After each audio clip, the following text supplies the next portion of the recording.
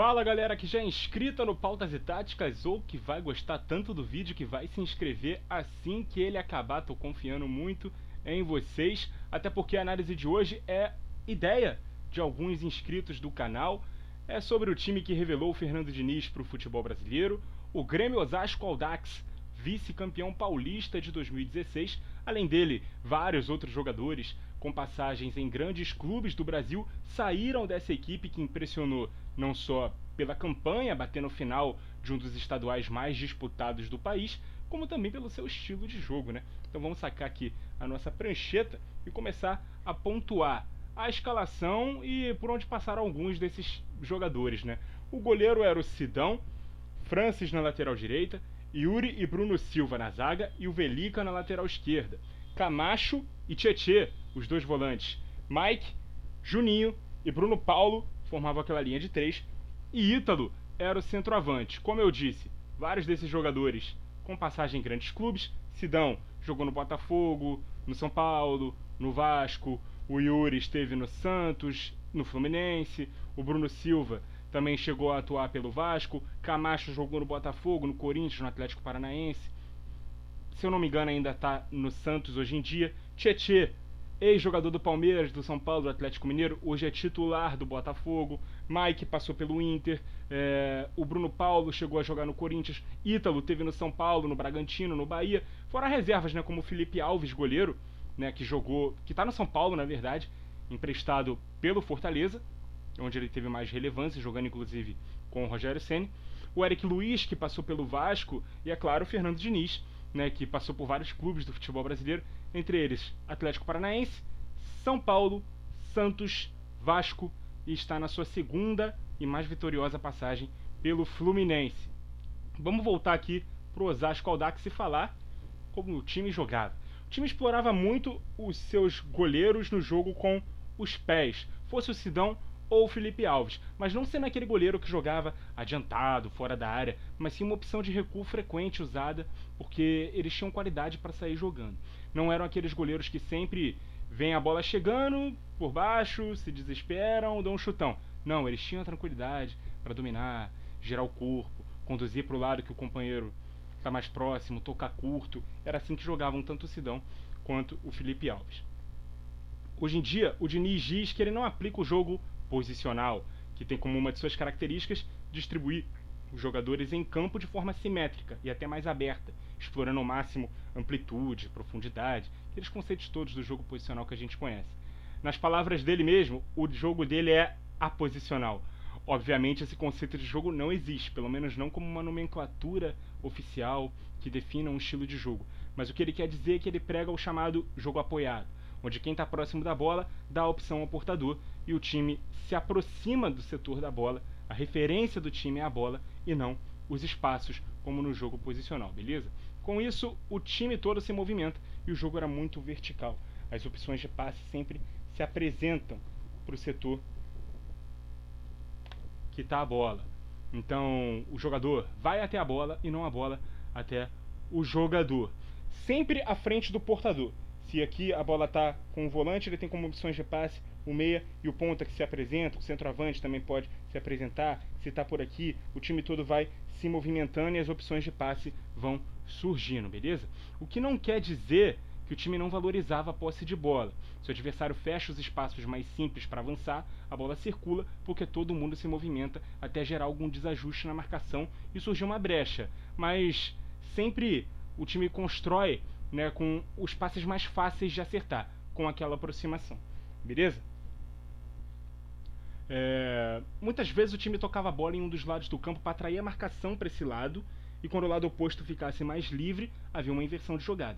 Isso o Diniz faz até hoje, inclusive no Fluminense, principalmente atraindo para o lado direito e virando para a esquerda com o Keno, que é o ponta dele que fica mais aberto. Então a gente pode ilustrar aqui. Se a jogada está aqui pelo lado direito, o time está todo compactado, formando as linhas de passe, tem um jogador aqui mais aberto. Por quê? Porque a marcação do adversário ela vai ser atraída para o setor da bola. Perceba como esse jogador está livre. Havendo a necessidade, havendo a possibilidade de inverter o jogo e encontrar esse cara aqui livre para poder avançar com menos marcação até no 1 contra 1, essa inversão de jogo seria feita lá naquele time do Audax. Isso aí é um preceito do jogo funcional, inclusive do qual o Diniz ele é adepto e que ele chama de aposicional, né? Normalmente quando essas inversões são feitas, a jogada prosseguia para a linha de fundo e o time atacava a área com 4 a 5 jogadores. Normalmente o centroavante, um meia, o ponta do lado oposto e um ou até os dois volantes, quando não, um dos laterais também. Normalmente o Tietê era um volante que pisava um pouco mais na área, um meio armador, né? Aquele camisa 8 clássico que faz o jogo circular, mas que também pisa bastante na área. A gente vê ele fazendo isso até hoje lá no Botafogo, beleza? Vamos reorganizar esse time aqui do Audax, porque agora a gente vai falar de fase defensiva. Na fase ofensiva, todos os 10 jogadores de linha participavam. Isso gerava uma compactação no campo de ataque. Quase todo mundo atuava dentro do setor, dentro do campo de ataque do adversário, né? Deixava aqui o campo defensivo só com o goleiro, mas como eu disse, ele não jogava tão adiantado. O goleiro ficava realmente dentro da área. Claro que num contra-ataque ou outro é necessário que o goleiro saia, mas isso aí é para todo time, não uma característica deste time do Diniz ou de qualquer outro, beleza? Então, se o time estava compactado no setor de ataque, isso já deixava a equipe preparada para se defender, aplicando a chamada pressão alta, né, na defesa do adversário. Quem está perto da bola pressiona, os demais fecham as opções de passe, sempre mantendo estruturado um 4-4-2. Duas linhas de 4, com um meia, juntamente aqui do centroavante. Muita intensidade para tentar recuperar a bola sempre o mais próximo do gol possível. Se não fosse possível recuperar ainda no campo de ataque, o time recuava ainda com essa estrutura de duas linhas de 4, sempre atento para não deixar muitos espaços entre a primeira e a segunda linha, beleza? Vamos falar um pouco da campanha do Audax naquele campeonato paulista, aquele time que impressionou. Naquele ano, 20 clubes disputavam o campeonato, né? Eles eram divididos em 4 grupos e os clubes não se enfrentavam dentro dos seus grupos, enfrentavam clubes dos outros grupos. Dito isso, o Audax liderou seu grupo, que ainda tinha São Paulo, Ferroviária, 15 de Piracicaba e Capivariano, que se classificaram nessa ordem, né? Foram 7 vitórias, 3 empates e 5 derrotas. 25 gols marcados, 21 sofridos. Aqui impressionava mais por ter conseguido ficar em primeiro e não São Paulo dentro da chave. Mas a campanha, a gente pode ver que o número de gols marcados e sofridos era mais ou menos igual, né? Chegou a vencer o Palmeiras por 2-1 nessa fase, mas perdeu, por exemplo, para o Corinthians por 1-0 e para o Santos por 2-1.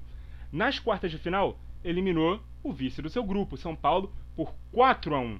Aqui o time começou a chamar a atenção. Depois reencontrou o Corinthians na semifinal, em tempo normal 2-2, nos pênaltis, vitória por 4-1 e na grande decisão diante do Santos, empate na ida por 1-1 e derrota na volta por 1-0.